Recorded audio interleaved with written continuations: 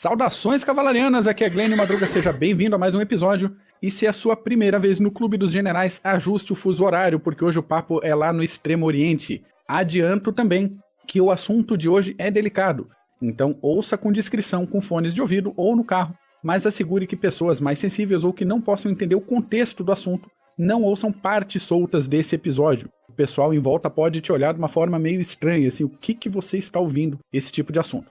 Não é tão incomum aqui no Clube dos Generais, a gente até foi vetado no sistema de cadastro da Alexa, né, assistente da Google, por descrições muito gráficas e assuntos delicados. Acontece. Ajeitando a legislação internacional, tentando organizar os absurdos do dia, nosso amigo e professor Renato Kloss. Como é que tá aí, Paulo? Grande, Glênio, tudo bom? Hoje o assunto aí é meio pancada hoje. Hoje nós vamos falar da unidade 731 e é uma pena que isso não é tão divulgado como as atrocidades que aconteceram na Europa na Segunda Guerra Mundial. A China até faz força para tentar divulgar, mas o Japão não ajuda muito aí. Até muita gente fala que o problema da Alemanha era ter tudo em 4 vias, né? Até de quem matou. Os japoneses já não tinham isso, mas estão surgindo a partir dos anos aí muitos estudos sobre o que aconteceu lá e, foi nojento. Foi puxado. Foi puxado demais. Bom, para começar o assunto, para desenrolar, o que é, como se faz, como se regula, do que se trata no fim das contas quando alguém fala de guerra química, guerra biológica, esse rolo todo aí? Interessante dar uma introdução nessa parte de guerra biológica e guerra química, principalmente para falar da 731, do que eles fizeram lá na Manchúria. Bom, as armas biológicas, falando delas, elas basicamente entregam toxinas e micro-organismos, como os vírus, bactérias, para infligir deliberadamente doenças entre pessoas, animais ou até na agricultura. Ataques biológicos podem resultar na destruição de plantações, ruptura de comunidades, além de matar uma cacetada de pessoas. Agora, a maneira como a arma biológica é usada depende de vários fatores. Isso pode incluir o próprio agente que vai ser usado, a sua preparação, sua durabilidade no ambiente e a via de infecção.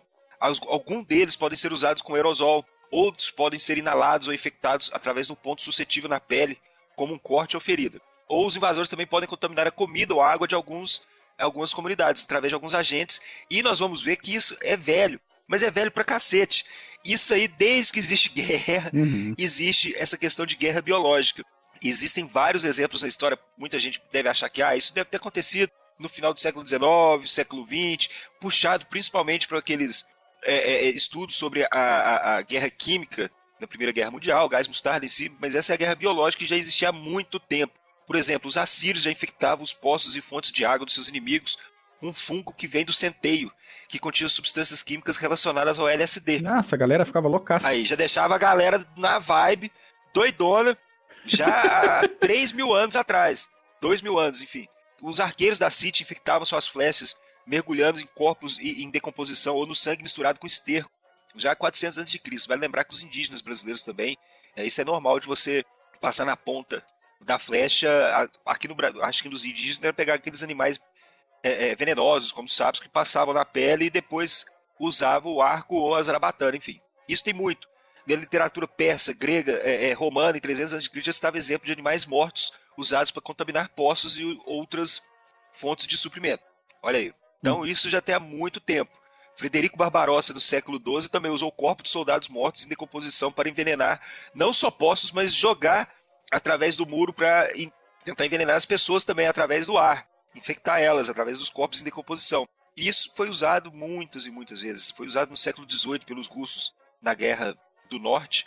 Agora, tem um fato também que muita gente é alvo de estudos e nós não sabemos se é verdade ou não, que na Guerra Franco-Indígena do século XVIII, o Jeffrey Amherst, que comandava as forças britânicas, doou cobertores que foram usados por vítimas de varíola aos nativos americanos. Isso é o nível máximo de filha da putice, né, bicho? Quer dizer, eu acho que já fazer essas paradas tudo aí já... Aí nós vamos ver também na 731, aí o nível vai até quebrar, de tão alto que vai bater. Mas isso aí, tem alegações também na Guerra Civil, de ambos os lados, mas especialmente contra o Exército Confederado, tentativa de uso de varíola também para enfraquecer as tropas inimigas. E durante a Primeira Guerra Mundial, os alemães desenvolveram alguns agentes aí, antraz, mormo, cólera, fungo do trigo, principalmente para infectar esse mormos. Ô Marco, você que é da cavalaria aí, para infectar as mulas e os cavalos. É isso aí, parou a logística, acabou o exército. Parou a logística, parou tudo. Então eles tentaram espalhar a peste em São Petersburgo, e depois tentaram infectar as mulas através de mormos na Mesopotâmia. Tentaram também infectar os cavalos da cavalaria francesa, mas não conseguiram. Bom, várias diferenças diferenciam essa guerra biológica, como nós vimos, só que o que diferencia ela de outras armas de destruição em massa, como armas nucleares e químicas, são alguns fatores, como a liberação do agente não é imediatamente detectável. Por exemplo, esses sistemas que detectam agentes biológicos, eles geralmente há um atraso. Então isso demora um pouco para ser detectado. E você também não tem muito efeito sobre você não tem as rédeas do que acontece depois. É que nem os alemães que soltaram gás mostarda e o vento bateu para cima deles. Se ferraram. É mais ou menos isso. Acontece. Né? Os efeitos desses ataques também não eram, como eu disse, não eram imediatamente detectáveis. Isso devido também ao período de incubação dessas doenças. Então, até elas começarem a agir de fato no organismo humano. Então, isso demora um pouco. E os efeitos não só depois na doença, mas depois podem continuar depois da sua liberação. Vale lembrar, como exemplo, o ebola, que uma pessoa pega e depois pode viajar e transmite para outras pessoas também. Então, há esse problema também, que, como eu disse, você perde as rédeas. Você pode contaminar uma certa comunidade e depois de um tempo você contamina uma região inteira. Uhum. Pois bem, com isso, o Protocolo de Genebra de 1925 proibiu o uso de armas químicas e biológicas na guerra. Bom, alguns países signatários declararam que não honrariam se seus inimigos também não assinassem esses acordos. Mas acabou que a maioria dos países assinaram e também houve outro acordo ratificado em 1975, que foi até ratificado pelo presidente Nixon, para proibir o uso de armas biológicas. Mas a questão é que todo mundo usa pra caramba. Na guerra Irã-Iraque teve muitos exemplos de guerra biológica e guerra química também. Isso é um fato normal dentro da história de combate dos povos desde 1000 anos e 1000 anos antes de Cristo, como nós vimos os assírios já sacaneavam os povos inimigos jogando fungo e envenenando os poços artesanais, as fontes de águas. Isso é normal, sempre ocorreu. Agora, a unidade 731 e o camaradinha lá, o Shiroishi, elevaram a um nível que, porra, todo mundo que começar a ler sobre a 731 fica indignado. Fica, não tem como, né? Infelizmente, não tem como. Então vamos falar um pouquinho da 731 e talvez seja um pouquinho longo essa explanação, mas é necessária. É necessária, vale a pena. Unidade 731, ou Destacamento 731, ou Regimento 731 e tantos outros nomes que foram dados para essa unidade, operou durante a Segunda Guerra Sino-Japonesa de 37 a 45 e, por consequência, durante todo o período da Segunda Guerra Mundial. A base da unidade era em Harbin, na Manchúria, uma localidade que hoje pertence à China, e o quartel-general, né, a base principal da 731 na China, está aberta à visitação. Então, quem eventualmente estiver por lá, de repente compensa dar uma visitadinha para ver o local onde aconteceu esse monte de absurdo que a gente vai falar. A unidade era oficialmente conhecida como Departamento de Purificação de Água e Prevenção de Epidemias, olha que bonito, e conduzia experiências para o desenvolvimento de armas químicas e biológicas, além de pesquisas médicas com cirurgias e ferimentos. O comandante da unidade era um médico cirurgião japonês, o general Shiroishi, que você comentou agorinha, e prestem atenção nesse nome. Ele nasceu em 1892, estudou medicina na Universidade de Kyoto e ingressou no Exército Imperial em 1921. Era muito habilidoso nas técnicas, nas pesquisas, e tinha uma prática interessante de cultivar colônias de bactérias e tratar essas colônias, aqueles exemplares de potinho, que é comum a gente ver em laboratório, ele tratava isso como companheiras de laboratório, como pets, né? Em vez de puramente como material de pesquisa. Ele tinha uma afeição acima da média com esses potinhos de colônias dele.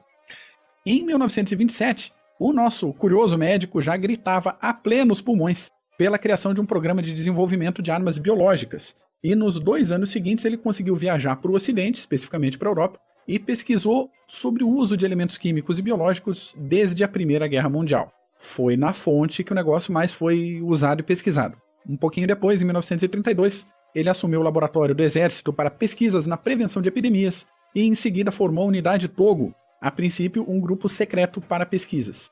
Em 1936, o imperador Hirohito autorizou via decreto a expansão da unidade e a integração dessa unidade ao exército de Kwantung. E agora, vamos dar uma investigada na estrutura da unidade. Citamos aí como é que ela foi formada e comentamos que a unidade 731 era formada basicamente por 2 grupos, a unidade Ishii e a unidade Wakamatsu. Aquele decreto do imperador criou também o grupo de trabalho do exército de Kwantung para prevenção de epidemias em cavalos, conhecido popularmente como unidade 100, além do departamento técnico para testes do exército de Kwantung, conhecido como unidade 516. Outras unidades também faziam parte do complexo comandado pelo Shiro Ishii e incluíam a unidade 1855 em Pequim, unidade 1644 em Nanquim, unidade 8604 em Guangzhou e unidade 9420 em Singapura. Toda a equipe de trabalho chegava a cerca de 10 mil pessoas, mas o efetivo de pesquisa, grosso, era cerca de 300 médicos e professores universitários japoneses,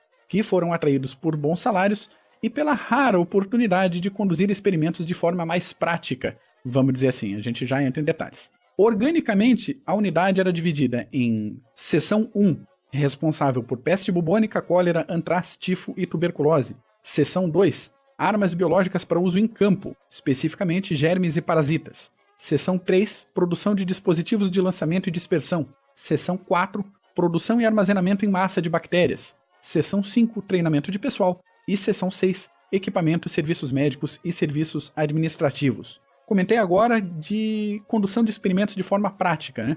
Um código muito usado para os sujeitos da pesquisa era a palavra maruta, que significa em português tora ou tronco. Isso aí surgiu quase como uma piada, porque uma das primeiras instalações de testes foi disfarçada de madeireira. Então os oficiais conversavam sobre quantos troncos tinham sido derrubados, sem que isso despertasse alerta na população local. Ô Mac, isso foi importante para os japoneses também, se referir a essas cobaias, esses escravos, como maruta também, para tentar tirar o foco da pessoa e tratar não como um sub-humano, como os nazistas tratavam, mas como algo, tentar tirar a visão humana deles. Então eles tratavam eles como toras ou troncos, que eram alusão a, vamos supor, vamos cortar uma árvore, que é abrir e secar o caboclo lá. Mas eles usavam isso até para facilitar. Isso porque, querendo ou não, era uma casa de terror, era uma indústria do terror aquilo. Exatamente. Então, quanto mais você se afastasse desse fator humano, era melhor para os japoneses. Então, por isso, eles tratavam também de tora, tronco, como esse objeto descartável que você corta e joga fora depois. E outro paralelo infeliz é que os cadáveres costumavam ser incinerados depois. Isso. Então, mais uma semelhança com uma tora ou com um tronco cortado. Falando especificamente das toras em questão, eram criminosos comuns, eram chineses que protestassem contra a ocupação japonesa, eram prisioneiros políticos, eram pessoas com algum tipo de deficiência física ou mental, ou qualquer um que fosse preso pela Kempeitai por exercerem atividades suspeitas, incluindo aí muita gente da população coreana, alguns soviéticos e quem tivesse pela área. Crianças, idosos e gestantes não tinham tratamento diferenciado, rodava todo mundo de forma igual, só o tipo de experimento que era diferente. E agora a gente entra nessa parte um pouco mais chata. As atividades da 731. Agora fica difícil. Foi complicado até para fazer a pauta, tá, gente? A gente estuda história militar há vários anos, aqui falando de mim, de ti aí, Paulo.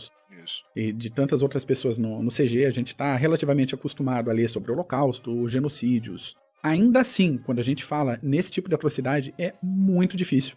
Foi chatinho para fazer a pauta, é chatinho para falar. Então, o tom não é aquele tom mais leve que a gente costuma fazer aqui no CGCast no PHM. Isso, e tem uma, só falando que tem uma diferença também, que quando é difícil também ler desse assunto, porque nós fazemos esse paralelo com o que aconteceu na Europa, através dos campos de concentração, só que o número de vítimas foram menor, bem menor do que aconteceu na Europa. Agora, na Europa era uma escala industrial. Isso. Era como se fosse uma linha de montagem. E na unidade 731, como até você vai explicar agora, Mac, por 20, era mais individual, fala aí que você vai falar os exemplos aí. Era laboratório, né?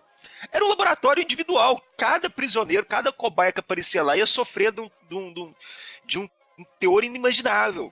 Começa aí, vamos ver que vai sair dos exemplos. Lembremos que os envolvidos aqui não eram, como também fazendo esse paralelo com o Holocausto, não eram necessariamente fanáticos pelo regime ou pela ideologia.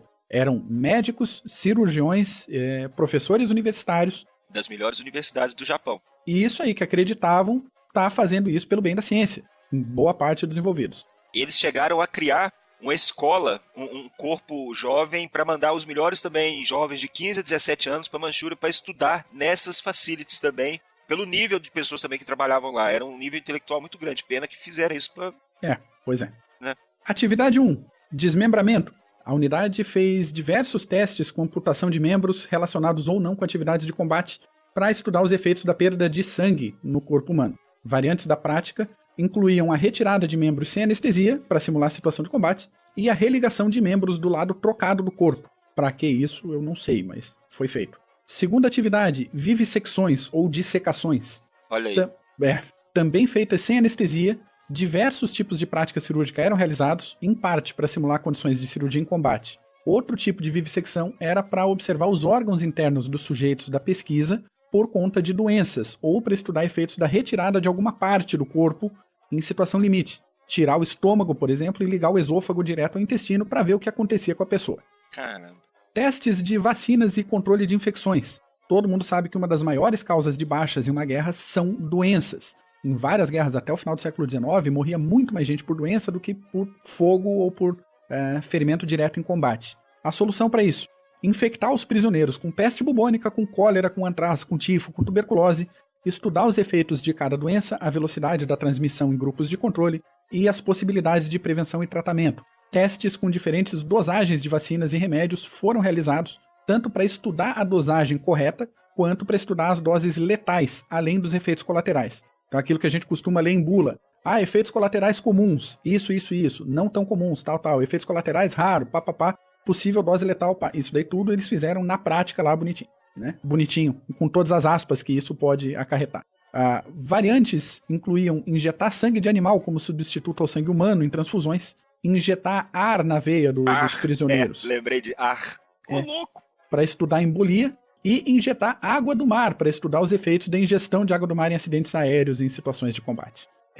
Outra variante, doenças venéreas. Sífilis e gonorreia foram estudadas pela 731, que deu atenção especial para a questão de transmissão vertical ou transmissão de mãe para o bebê. Variantes dos experimentos incluíam essas doenças somadas à infecção por varíola e tuberculose. Essa situação cruzada mudava os aspectos, alguns sintomas, e eles queriam saber como é que isso funcionava. Embora a gente não saiba quantas mulheres foram capturadas pela 731 ou ficaram gestantes em cativeiro, e aqui a gente lembra que existia um regime de estupros de detentas elevadíssimo dentro das instalações da 731, a gente sabe que nenhum bebê sobreviveu aos testes.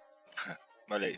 Testes com temperatura. Vários testes foram feitos com queimaduras, mas o mais comum para o estudo deles foram os testes com baixas temperaturas. Membros dos prisioneiros eram congelados, com o resto do sujeito mantido em condições razoáveis, para o estudo da gangrena, do congelamento em situação limite. Também foi pesquisada a questão da recuperação de membros congelados, e a partir desses experimentos se concluiu que aquecer um membro gelado por fricção é bem menos eficiente do que mergulhar o membro gelado em água na faixa da temperatura entre 38 e 50 graus. Os prisioneiros eram submetidos a esse tipo de situação até ficar só o miolinho, sem braços, sem pernas, e depois ele era devidamente morto e descartado. Algumas câmaras especiais foram construídas também pela 731, para testes bem específicos. Uma centrífuga foi construída para que se estudasse o quanto de pressão era necessário para fazer uma pessoa desmaiar ou morrer, e isso a gente vê hoje, os limites da aeronáutica, 9G de pressão positiva, 3G de pressão negativa, eles espremeram gente aí adoidado para confirmar esses dados. Câmaras para estudo dos efeitos de radiação, principalmente raio-x, fritaram a galera lá. Também. Tempo de sobrevivência em privação de água e de comida, com observação de todos os sintomas. Testes de efeito por choque elétrico, com várias voltagens e amperagens. E até testes de afeto foram realizados.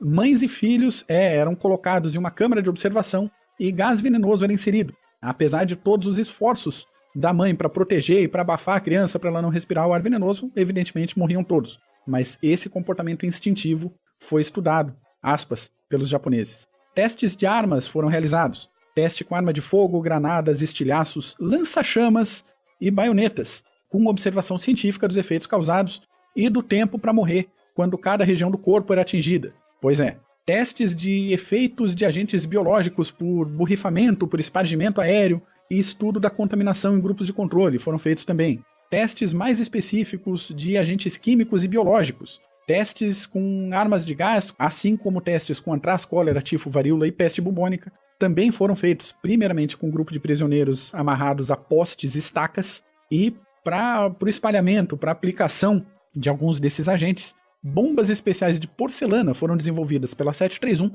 para que moscas e mosquitos infectados pudessem ser lançados vivos e em segurança, ou para que a contaminação de plantações e reservatórios de água fosse realizada da forma mais eficiente possível. Além disso, Testes posteriores foram feitos em comunidades de moradores da região por espargimento aéreo. Estima-se, porque não tem esse dado concreto, que entre 200 mil e 580 mil pessoas, cidadãos chineses, foram mortos dessa maneira em pelo menos 12 testes de grande escala que foram conduzidos pelo Japão. Caramba. Um momentinho para respirar. Então, isso foi realizado até o fim da guerra, até agosto de 45. E a gente pode avançar um pouco nessa situação de final e de pós-guerra. Com o avanço das tropas soviéticas ali na região da Manchúria, os japoneses eliminaram arquivos, eliminaram testemunhas, eliminaram sujeitos de pesquisa da forma mais variada possível, se livraram das toras e se livraram de trabalhadores locais. E aí morreu cerca de 1.000 pessoas, pelo menos. Em setembro de 45, logo depois da assinatura ali da rendição incondicional, o microbiologista e coronel americano Murray Sanders chegou ao Japão para investigar as atividades japonesas na área, mas conseguiu pouca coisa antes de ameaçar usar as autoridades soviéticas no caso. Sempre tinha como botar mais medo no pessoal, né? Chamar os soviéticos ali, o pessoal ficou cabreiro. No dia seguinte a essa ameaça, ele começou a receber alguns relatórios que foram parar nas mãos do MacArthur, que fechou um acordo com os japoneses. Esse acordo garantia imunidade aos japoneses envolvidos com a unidade 731, desde que eles fornecessem os dados das pesquisas com agentes químicos e biológicos, além dos dados observados com testes realizados com cobaias humanas, e desde que isso fosse liberado, esses dados, somente aos americanos. O acordo foi selado e praticamente ninguém da unidade 731 foi condenado por crimes de guerra. Praticamente ninguém. Pensando cientificamente, diversos pesquisadores publicaram os resultados dos experimentos em revistas científicas do mundo, argumentando que os testes tinham sido realizados em primatas do tipo macacos da Manchúria. Cara, a filha da putagem não tem limite aqui quando a gente fala de unidade 731. A gente sabe que pelo menos um membro da 731 continuou os experimentos depois da guerra. Um sujeito chamado Masami Kitaoka trabalhou para o Instituto Nacional de Ciências da Saúde do Japão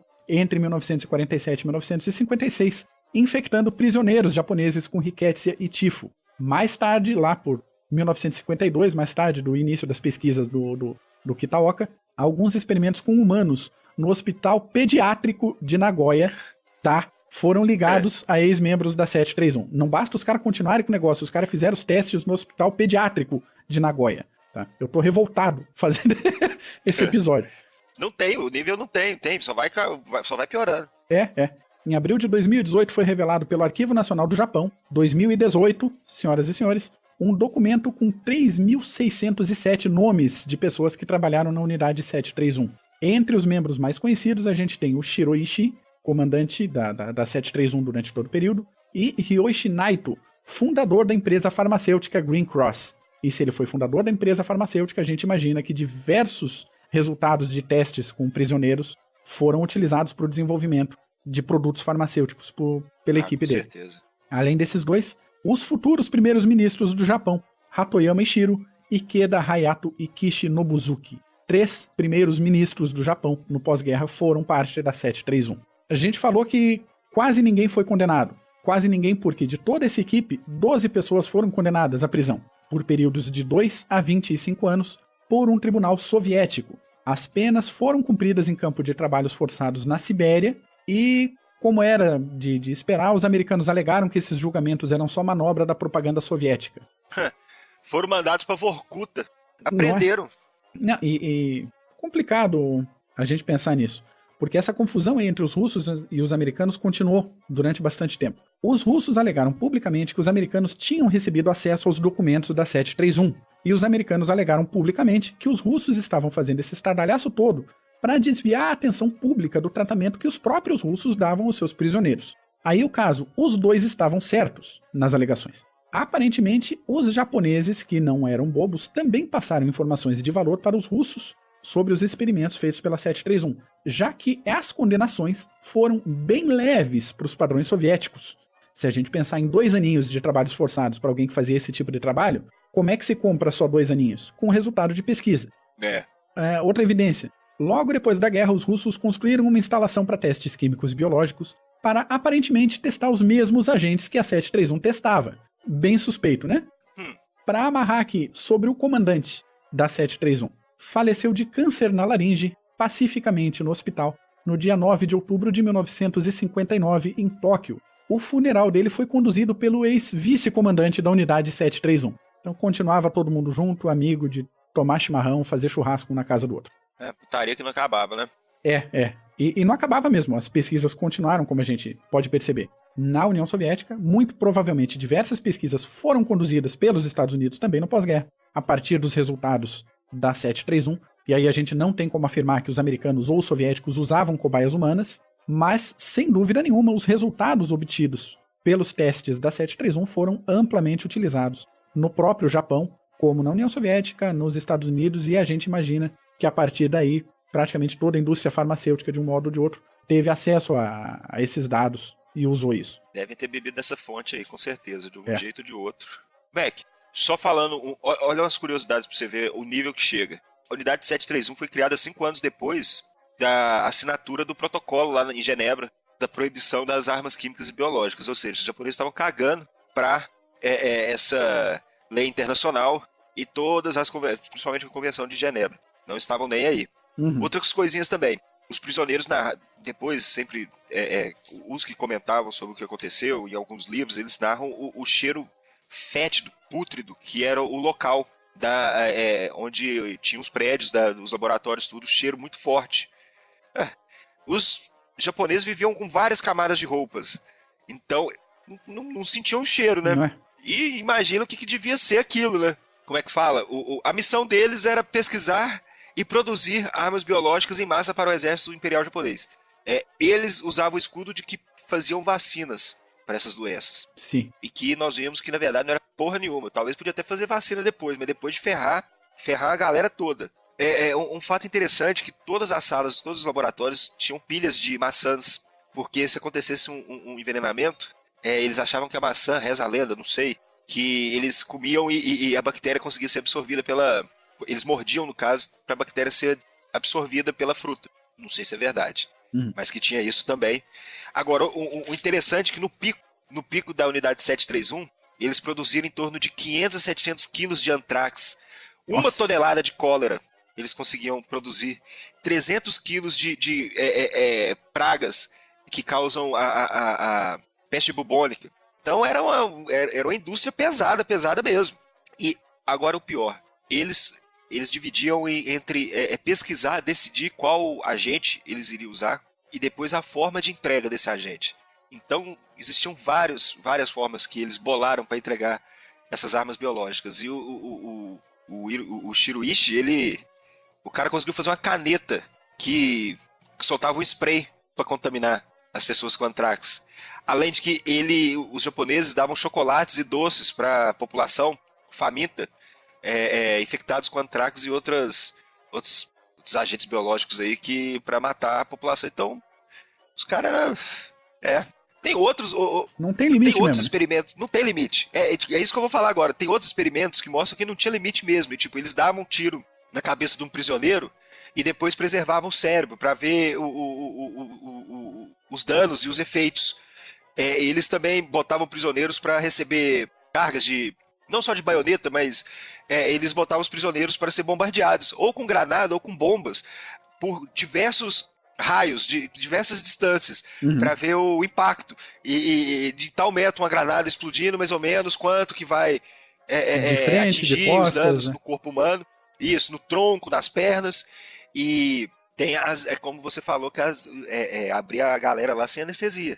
Então, vou fazer uma brecha aqui. Para quem foi militar, para quem é militar do Exército Brasileiro, a gente tem e eu me coloco aqui como reservista de cavalaria, por isso tantas saudações cavalarianas. Tem um manual de combate corpo a corpo, e existe uma tabela com base num manual inglês de pontos imobilizadores, pontos sangradores e pontos fatais. E dentro de cada tabela, o lugar para se atingir, e o tempo para desmaio e o tempo para morte da pessoa atingida. Essa informação que a gente tem no manual brasileiro é a informação a partir de um manual inglês. E aparentemente não se sabe, todas as aspas aqui, como que os ingleses chegaram a essa conclusão desse tempo de morte. O que dá para ver é que os japoneses fizeram testes práticos também a baioneta. Se espeta aqui, acontece o quê? Sim. Se corta aqui, acontece o quê? E alguém com cronômetro do lado, medindo sinais vitais. E é isso. E É o único jeito de chegar nesse tipo de conclusão.